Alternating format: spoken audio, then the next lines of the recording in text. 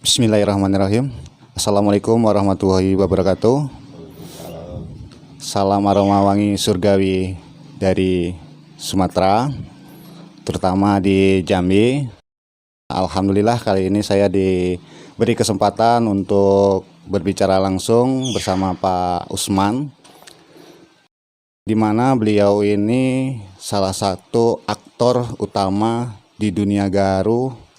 Ya, kalau saya bilang dia adalah mentor ataupun aktor utama yang cikal bakal gaharu di Sumatera, terutama di Indonesia, Pak ya. Saya bilang, alhamdulillah saya diberi kesempatan dan beliau ini mau jadi narasumber di channel YouTube kita untuk memberikan berbagi ilmu. Boleh Pak, saya minta perkenalkan diri Bapak ini siapa dan tinggal di mana? Jangan lupa subscribe, tekan tombol loncengnya biar Anda tidak ketinggalan video-video terbaru dari kami. Lalu like, share, serta mohon berikan sarannya di kolom komentar. Nama saya Usman Mansur, kalau panggilannya Usman saja. Nah, tapi misi saya dari pertama awal, saya orang miskin, saya orang susah. Saya nggak punya tanah, nggak punya kebun, pun apapun nggak punya.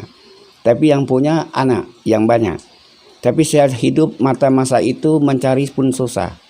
Alhamdulillah saya sudah berapa kali bikin kebun kayu manis, tidak berhasil. Saya bikin kebun cabai, itu berulang-ulang kali tidak pernah berhasil. Saya bikin kebun karet sampai 15 hektar, tidak mencukupi kebutuhan rumah tangga. Saya bikin kebun singon, juga tidak mencukupi kebutuhan, tidak sesuai dengan hasil. Jadi terakhir saya habis pala. Pada tahun 80, raminya pembabat hutan garu di desa Pulau Aro ini, Tabir Ulu, yang datang dari Pekanbaru. Itu pakai satu tim sampai 25 orang. Setiap melakukan penebangan, pohonnya sebesar-besar drum, sampaikan diameter sampai 300 meter. Nah, itu berhari-hari, berbulan-bulan masyarakat di sana tidur di hutan untuk menebang itu membabat.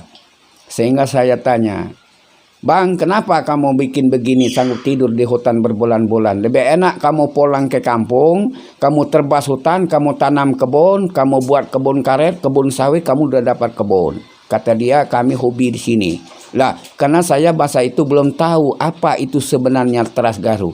Sedang kayu yang keras belum tentu ada teras, apalagi kayu yang keras begini, seratnya kasar, ringan, malah lempung. Ini apa mungkin ada teras? Ternyata saya pulang, saya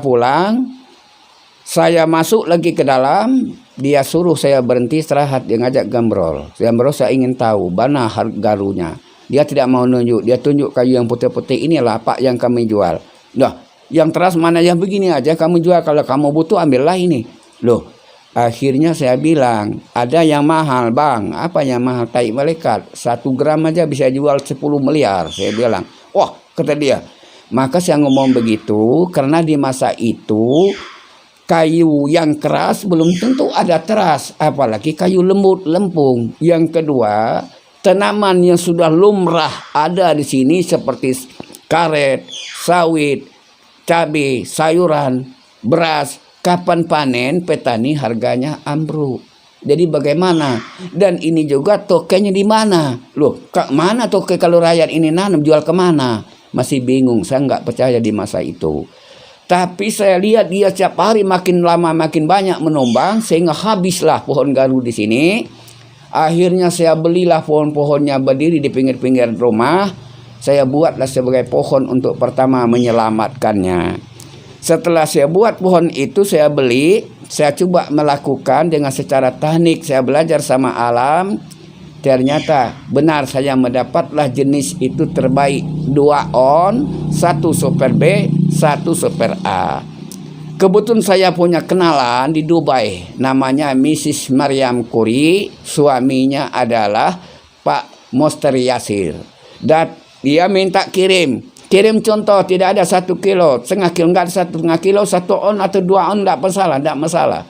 Alhamdulillah Allah mengizinkan saya dapat 2 on, 1 on super A, 1 on super B. Saya kirim itu Saya masuk pos di Kabupaten Seralangun Bangko.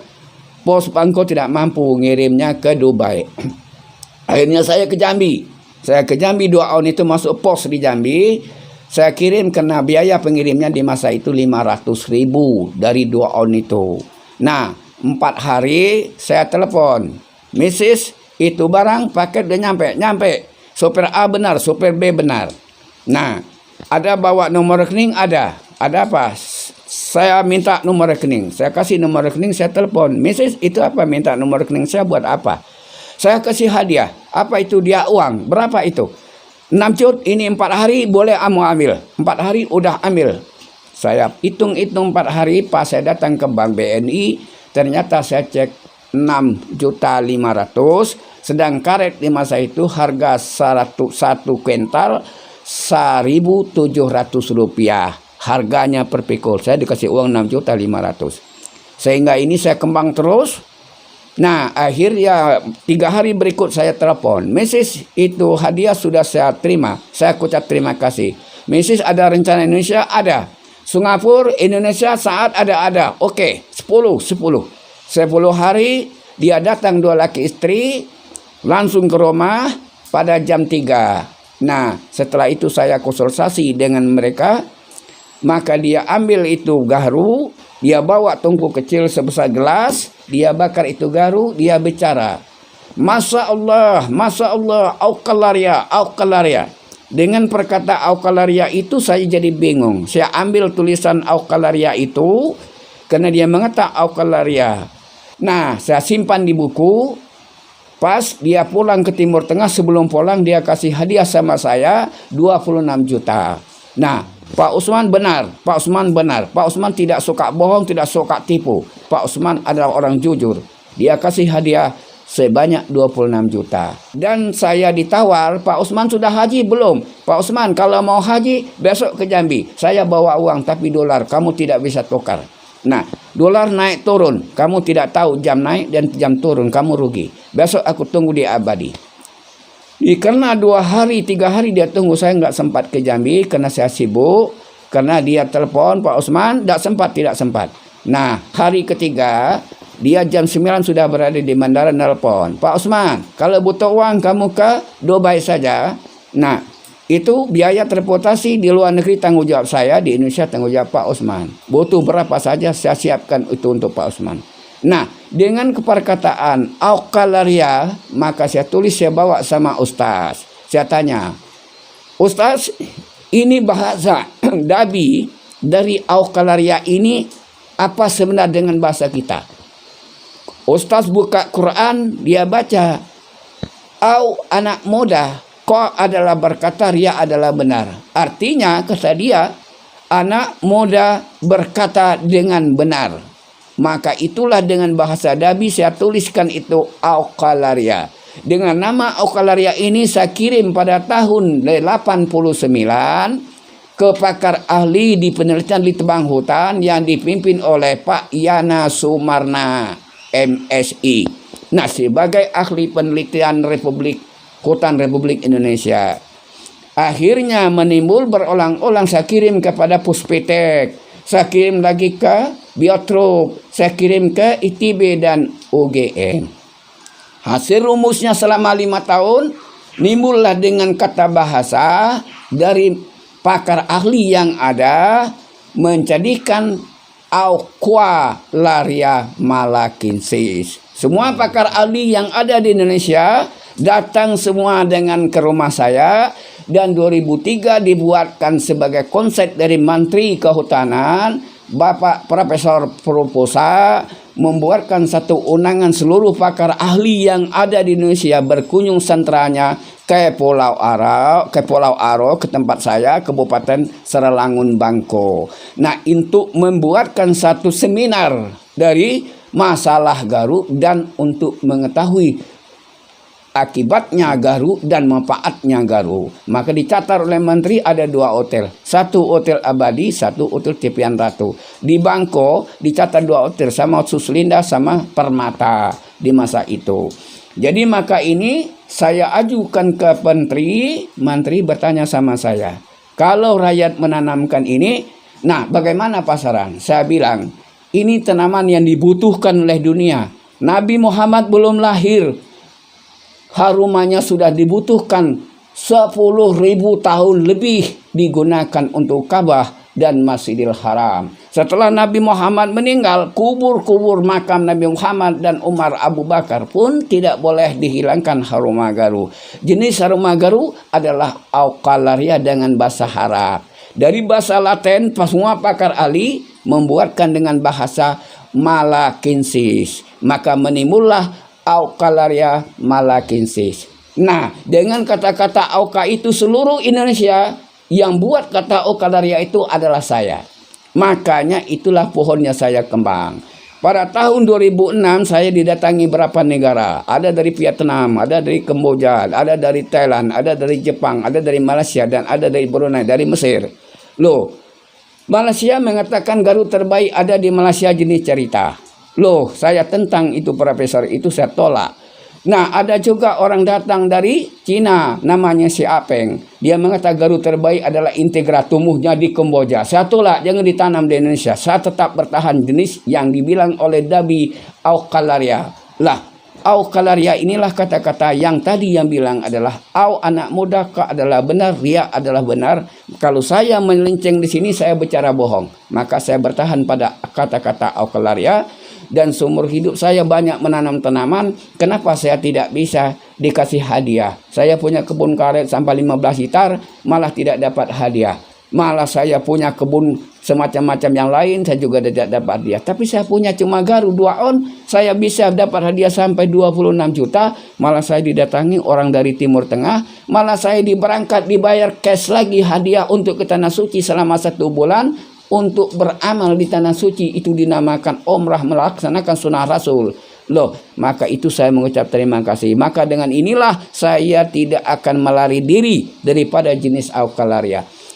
Garu di Indonesia, di dunia semua ada garu, di mana negara ada semua garu, tapi berbeda. Garu terbaik harumanya adalah garu yang ada di Mekah, yang sama harumanya di Masjidil Haram adalah garu yang dikatakan tadi Aucalaria. Itu yang sama. Arti garu terbaik dunia itulah jenisnya Aucalaria. Jenis garu itu ada banyak. Di Sumatera ada 7 jenis. Ada jenis integra, tumbuhnya terutama terbesar ada di Vietnam dan Kamboja. Ada jenis cerita, tumbuh terbesarnya ada di Malaysia. Ada jenis Krishna, tumbuhnya di Indonesia terbesar ada tumbuhnya di Kalimantan dan itu Timur Leste. Termasuk juga itu apa nama itu? Bagian ke sini, bagian Bali. Nah, itu jenisnya Krishna. Semua jenis pohon ini sudah saya ambil adalah benar Krishna. Saya ambil pohon ke sana, saya terbang di sana, saya tanam di belakang rumah untuk mengetahui contoh jenis-jenis yang tidak disukaikan oleh Timur Tengah. Dan ada juga di sini tumbuhnya jenis monyet dan ada juga jenis garu buaya. Ada jenis kelinuk, tumbuhnya terbesar ada di Jawa, di Gunung Kidul dan di hutan Gunung Kidul masih banyak tumbuh alam di situ. Nah, maka jenis inilah mengatakan jenis haruma yang sama haruma yang ada di makam Rasul dan di Masjidil Haram, Masjid Nabawi dan Masjidil Aqsa. Maka saya tetap bertahan pada jenis ini. Tapi saya menanam ada 2 cara. Pertama, panennya 4 tahun, bisa panen produksi, panen kulit. Jangan mengopaskan kulit dan mengering pada 1 bulan berikut, bisa dipanen dengan harga paling tinggi 60.000 per kilo dan paling rendah 25.000 per kilo.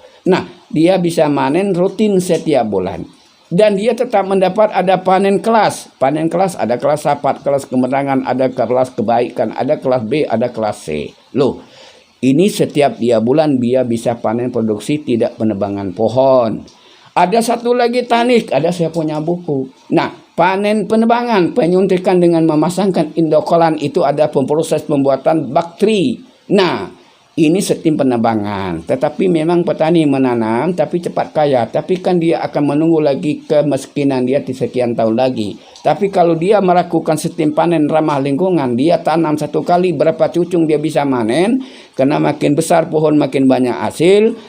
Makin tua pohon makin kualitasnya tinggi dan bisa menjadi super king. Dari akar pun bisa jadikan dipanen menjadikan haruma garu. Garu Apakah yang dikatakan garu? Garu adalah satu aroma yang disenangi oleh manusia yang tidak kepuasan.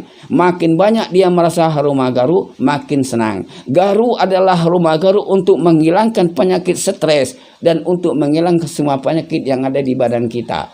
Dan juga menghilangkan penyakit penyakit kanker. Nah, kanker darah atau kanker jantung, bocor jantung, buncur lambung, segala macam bisa kita bikinkan teh, menjadikan minuman. Pada hasil labnya dari Amerika, 8 negara, dari Jepang, dipimpin oleh Profesor Dr. Furukawa Hiso, pakar ahli dari Jepang. Ini saya kirim ke sana, diperiksa pada tahun 2003, hasilnya keluar daun menjadi teh, menjadi pencegah penyakit kanker dan menghilangkan batuk kering, sesak napas dan napas yang tidak teratur. Ini pohon setelah diuji pada tahun 2008, pohonnya dibawakan ke Jepang, diperiksa lagi. Apakah yang saya bilang, pohon ini adalah butuhnya pertama kali racun, butuhnya pertama kali adalah jamur, butuh pertama kali adalah virus, butuh pertama kali hama penggirik. Untuk proses pembuatan bisa menghasil pada bagi rakyat. Makin besar penyakitnya, makin banyak rezekinya pemilik kebun. Makin tinggi kualitas minyaknya, makin tinggi harganya mendapat rezeki pemilik kebun. Inilah petani. Dalam pada tahun 2091 saya bicara sama Menteri Kehutanan, itu adalah Bapak 2001 Menteri Konan, Bapak Profesor Dr. Pak Proposa. Pada itu Menteri Kehutanan saya ada diundang pada Bengkulu, saya bicara di sana. Dengan petani menanamkan pohon garu adalah pohon yang menyelamat semua jenis tanaman, yang menyelamat dari serangan hama, yang menyelamat dari serangan virus, yang menyelamat dari serangan hama penggirik. Karena hama itu ada ditarik dan dicedot oleh pohon garu, sehingga pohon lain tidak kena hama dan tidak kena virus. Nah, ini dengan menanamkan 1000 pohon 1 hektar, dia boleh menanam karet, dia boleh menanam kopi, dia boleh menanam kayu manis. Itu tidak mengganggu daripada pertumbuhan tanaman dan tidak mengganggukan pertumbuhan pohon garu, malah makin bagus. Karena pohon garu adalah pohon yang menyuburkan sekalian tanaman lain dan menyelamatkan pada tanaman lain dari serangan-serangan hama yang menghantangkan pada tanaman lain. Maka pohon garu ini, dan nilai perhitungan 6 tahun sampai 8 tahun, petani punya kebun 100 hektar 1000 pohon, nilai kekayaannya 1 miliar. Kalau diproduksi per bulan, hasil pendapatnya paling rendah 10 juta produksi dia setiap bulan, khusus dari hasil panen kecil. Tapi satu saat dia ada panen besar. Panen besar ada super A, ada super B, ada super king. Ini setiap bulan dia bisa manen super A, tiap bulan dia bisa manen super king, tetap dia bisa memproduksikan lebih baik. Maka bisa menghitung angkanya 1 hektar penghasilan di atas 20 juta dan bisa sampai 30 juta per bulan. Inilah asal usulnya garu. Garu itu terdiri di Sumatera, ada 7 jenis yang di Sumatera. 7 jenis ini semua ada. Di belakang rumah saya tanam sebagai contoh supaya orang tahu apa itu Cina Krisnanya mana, apa itu integra mananya cerita. Ini sudah ada di belakang rumah untuk mengetahui sebagai pohon induk. Tapi kalau untuk pohon produksi, ini pohon di luar pohon Alkalaria, itu tidak bagus untuk dijual. Timur Tengah tidak beli. Yang Timur Tengah butuh adalah pohon garu Alkalaria malacensis. Nah, tapi pakar ahli menulis Aqualaria malacensis. Sebenarnya Alkalaria malacensis. Auka, hasil pendapat saya selama saya 5 tahun meneliti di lapangan, menimbulkan satu proses yang itu bisa dipertanggungjawab. Saya menuliskan petani menanam garu, nah menjanjikan ekonomi ke depan, positif ekonomi ke depan. Nah ini saya yang menuliskan tadi. Kalau malacensis itu hasil proses dari semua bahasa penelitian, baik kan dari Asia maupun kan dari Arab Saudi, mengikuti hasil proses dari penelitian internasional, menimbulkan malacensis. Nah, artinya malacensis saya belum tahu, tapi kalau Alkalaria malacensis saya tahu. Au anak muda, ka ada berkata riada benar. Sewaktu itu saya dibilang dari Dabi, orang Dabi menyatakan anak muda berkata yang benar. Itulah artinya malakinsis. Maka arti garu yang saya kembang itu, itulah garu yang benar. Nah, maka saya bertanggung jawab garu ini. Maka jenis garu lain tidak boleh dikembangkan di Kabupaten Merangin. Takut harganya menyelosot. Cara pembuatan panen. Nah, 4 tahun pohon garu sudah bisa dikopas kulit semua sampai 2 meter atau 3 meter. Tidak akan mematikan pohon. Melatih supaya minyaknya mulai begitu mengental, begitu mentuakan. Tapi petani sebulan berikut bisa panen kulit dengan setebal begini. Ini panen begini saja kita kopas, ya. Ini harga sudah bisa dia kerja di rumah, tidak perlu dia bersih. Paling rendah 30.000 per kilo, tidak perlu modal lain, tidak perlu pupuk. Cukup pisau sama kampak, pahat sama kampak udah cukup untuk manen. Nah, sudah itu ada lagi mau bersih lapisan di dalam, dia akan mengeluarkan satu warna berbentuk hitam, itu harga sudah di atas 100.000. Kita aduk saja 100.000 per kilo, tidak perlu ada modal lain, tidak perlu. Sudah itu ada panen namanya apa? Panen kemendangan. Itu sudah harganya sudah bisa dia jual di rumah 200.000 per kilo. Kita ada panen apa lagi? Panen terpelek A, hitam tipis tapi kayak terpelek kertas. Itu harganya 2 juta sampai 3 juta per kilo. Nah, itu ada panen super sapat soper kayak ikan. Itu padat kecil, itu harga sampai 3 juta per kilo.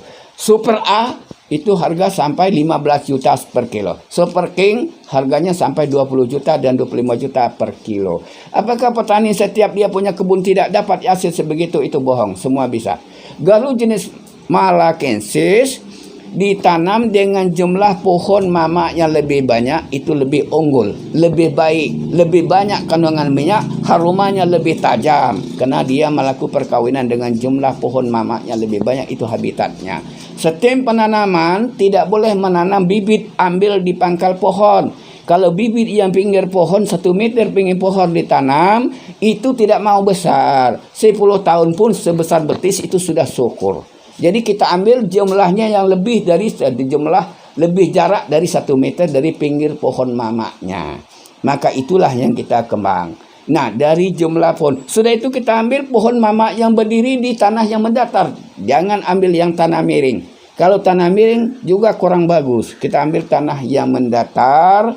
Anaknya atau buahnya itulah yang harus kita kembang. Itu dijadikan pohon plus. Pohon plus adalah pohon garu unggul. 3 tahun dia bisa panen. Nggak usah khawatir. Kalau sawit 4 tahun, karet 6 tahun. Nah, kalau ini 3 tahun saya jamin untuk panen. Apalagi mani kotor. Tidak ada tanaman lain lebih baik.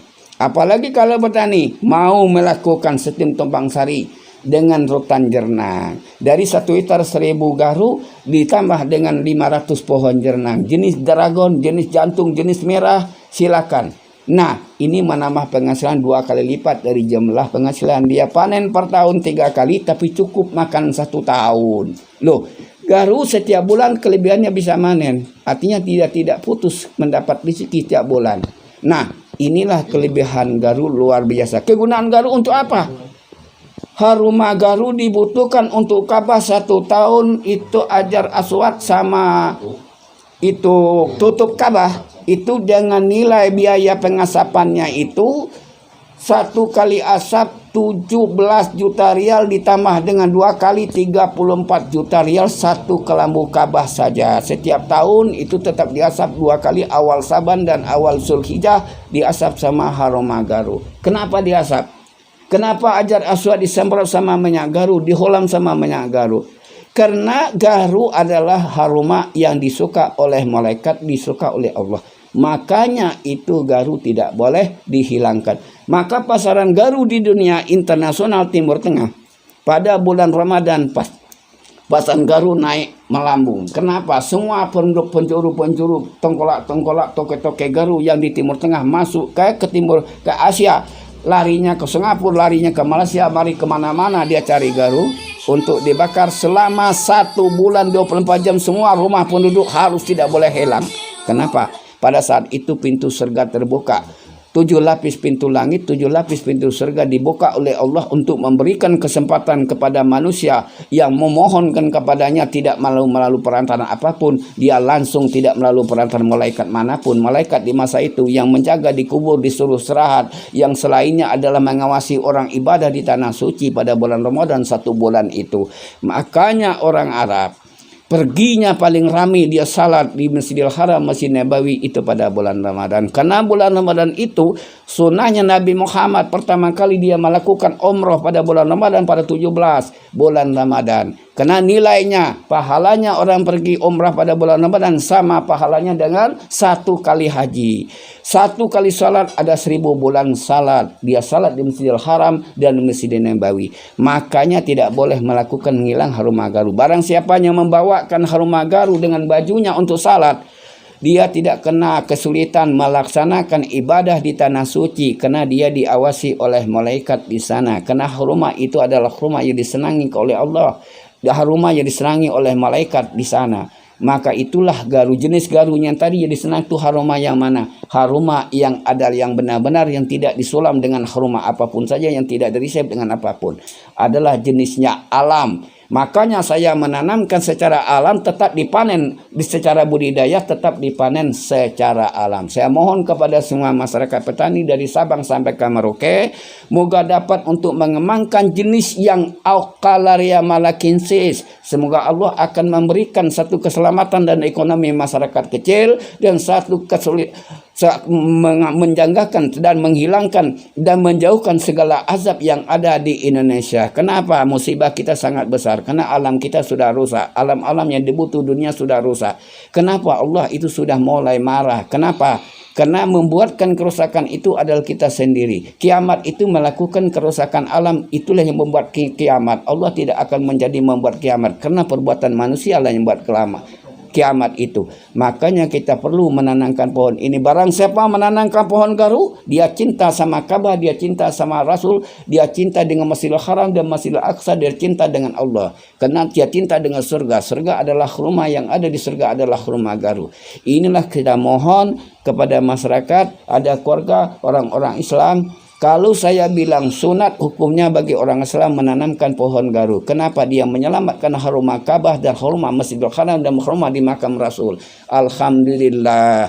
Inilah sebagai yang saya temu, sebagai ilmu yang saya dapati, tidak melakukan universitas dan tidak sekolah di mana. Saya belajar dengan alam dan menyatukan dengan ayat yang ada di Quran. Inilah saya ambil daripada hikmahnya ini. Alhamdulillah saya punya kebun garu. Dengan 2 on saya bisa dikasih pergi ke tanah suci dan mendapat uang tunai 26 juta. Alhamdulillah Allah memberikan sangat berlebih, sangat berbeda.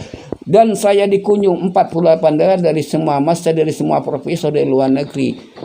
48 negara untuk menanyakan masalah garu.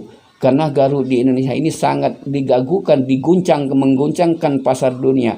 Jepang mengasih hadiah dengan saya uang tunai 10 juta dengan betul memilih jenis yang adalah benar Aucalaria.